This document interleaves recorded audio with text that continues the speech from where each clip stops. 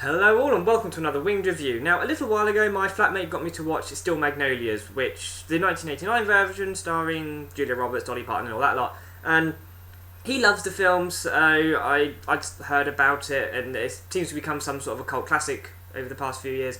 So I thought, what the hell, give it a watch. And I thought it was really dull. Now, before you run off to the comments and tell me I'm an insensitive prick and all that sort of thing, hear me out.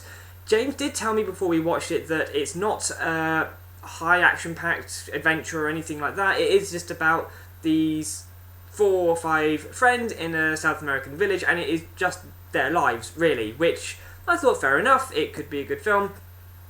I wouldn't say that chick flicks aren't my thing, because I love Pretty Woman, The Lake House was really good, The Notebook, it was alright, I guess.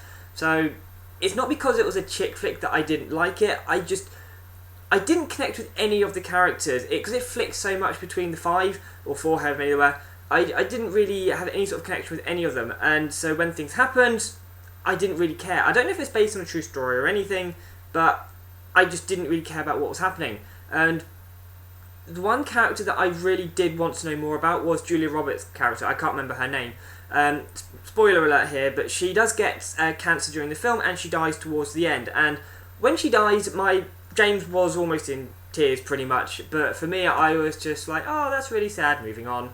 So maybe I am an insensitive prick, I don't know, but if it was more about her, how she dealt with the cancer, how it affected her friends, her family and all that sort of stuff, and it was just more about that side of things, I probably would have loved it and I would have almost been blubbering when she died too, but as it was, it didn't affect me in any way whatsoever. I don't generally cry at films anyway. There's been very, very few films that have made me cry, and so for me not crying at this one's nothing exactly special, because I just generally don't.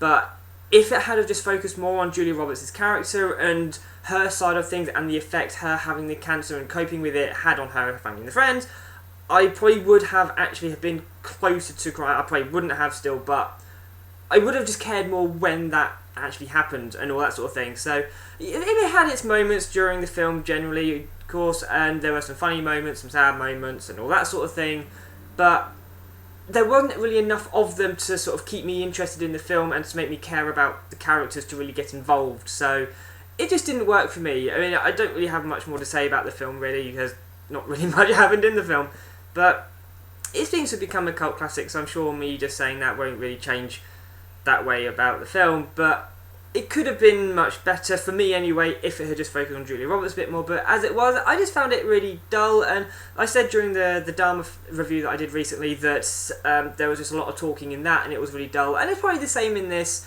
but maybe I missed something, so a second watch might be worthwhile to pick up on something that I might have just missed on, because I kind of lost interest at one point, so maybe I did miss something, I don't know, but I'm not going to rush back to see it anytime soon, so that's it really. It was kind of dull, it could have been better, but well, it is what it is. See you next time.